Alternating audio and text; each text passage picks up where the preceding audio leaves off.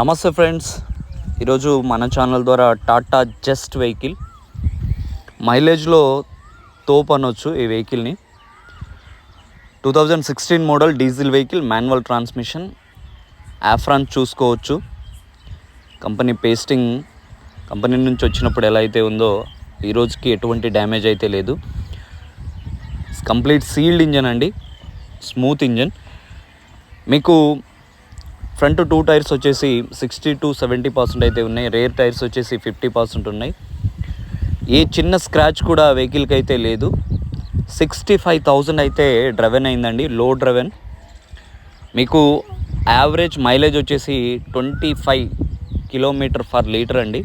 Chilled AC నుంచి ఎటువంటి problem అయితే లేదు, పర్ఫెక్ట్ ఏసీ. ఫ్రంట్ 2 డోర్స్ వచ్చేసి పవర్ విండోస్ అయితే వస్తాయి. మీకు జేబిఎల్ స్క్రీన్ అయితే ఉంది అండ్ అటాచ్డ్గా బ్యాక్ కెమెరా కూడా ఉంది. మీకు సీట్స్ కావచ్చు, ఇంటీరియర్ రూఫ్ కావచ్చు, అంతా పర్ఫెక్ట్గా ఉంది. ఈరోజు వరకు ఏ పీస్ కానివ్వండి, ఏ గ్లాస్ కూడా చేంజ్ అయితే కాలేదు. 1 year ఇన్సూరెన్స్ వ్యాలిడిటీలో ఉంది. స్పేర్ కీ ఉంది వెహికల్కి. వెహికల్ బూట్ స్పేస్ కూడా బాగుంటుంది. ఈ వెహికల్ డిజైర్కి కానివ్వండి, దేనికి కూడా తీసిపోదు, ఎందుకంటే దీని చాసెస్ హైట్ ఉంటుంది. చాలా అంటే చాలా పర్ఫెక్ట్ వెహికల్, బాగుంటుంది వెహికల్. మీకు మైలేజ్ ఎక్సలెంట్ మైలేజ్ ఉంటుంది. ఏ చిన్న స్క్రాచ్ కూడా లేదు వెహికల్కి వచ్చేసి. ఈ రోజుకి ఏ పీస్ కానివ్వండి, ఏ గ్లాస్ కూడా చేంజ్ అయితే కాలేదు. ఈ వెహికల్ హర్యానా రిజిస్ట్రేషన్. ఖమ్మంలో అయితే వెహికల్ ఉందండి, తెలిసిన వాళ్ళ దగ్గర ఉంది. మీకు ఎన్ఓసి అయితే ఇస్తారు. ఎవరికైతే కావాలో నా నంబర్ 9505208780కి అయితే కాల్ చేయండి. ఈ వెహికల్ కాస్ట్ వచ్చేసి 2,85,000.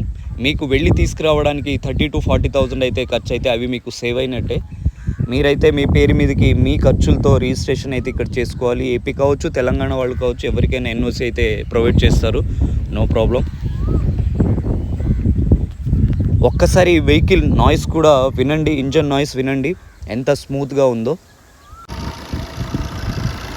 చూస్తున్నారు కదా, ఇంజన్ నుంచి ఎటువంటి అనవసరమైన నాయిస్ అయితే లేదు.